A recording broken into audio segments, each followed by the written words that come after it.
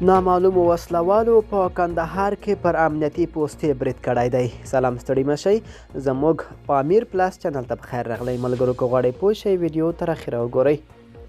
په کندهار ولایت کې ځایي سرچینې وایي چې وسلوالو کسانو په کندهار ښار کې پر یوې امنیتي پوستې برید کړی دی. سرچینې روښانه کړې چې دغه برید دوشنبه د قوس په 8مه سهار شاوخوا 7 بجې د کندهار ښار په 3مه ناحیه کې د سورخک په نوم د طالبانو په امنیتي پوسته د ناپېژاندو کسانو برید و. د سیمې اوسیدونکي وایي د وسلوالو او طالبانو ترمنځ نښته شاوخوا 20 دقیقې روانه وه.